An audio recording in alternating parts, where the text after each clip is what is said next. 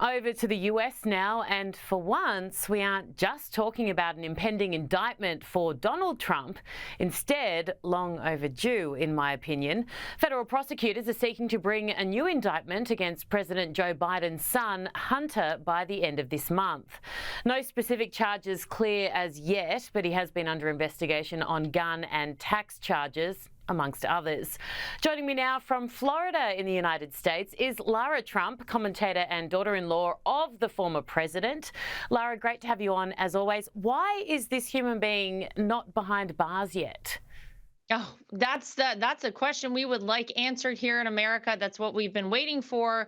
But here's the really interesting thing about that, Erin. It is the one charge that they cannot connect to Joe Biden. Isn't it rather convenient that they're finally making some moves on Hunter Biden? And yet, of all of the things that are detrimental to our country, the things that we know have been occurring as it relates to Joe, Hunter, the way they've taken money from China, from Russia, from Ukraine, from Kazakhstan. They don't have anything going on with that. This is about throwing a gun in a garbage can or applying for a gun permit when he shouldn't have done it. So obviously, we'll take a win where we get it. But I think it would be nice if we knew that the current occupant of the White House would be held accountable for probably selling out this country over the past couple of decades. That would be nice as well. Oh, wouldn't it just? At least, though, if Joe Biden does go down or retire or something else, Kamala Harris has come out and said she is ready to lead. Now, before I get your response on this, let's take a really quick look at some of her highlights whilst VP.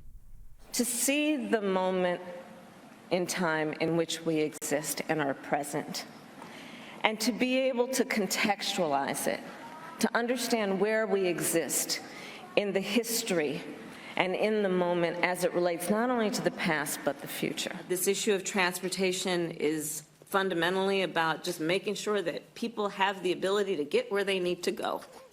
It's that basic. Lara, is there a more terrifying prospect than, say, Joe Biden? I'd say yes. Kamala?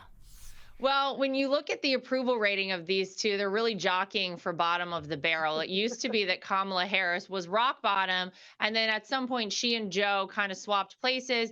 I think she may be back there now.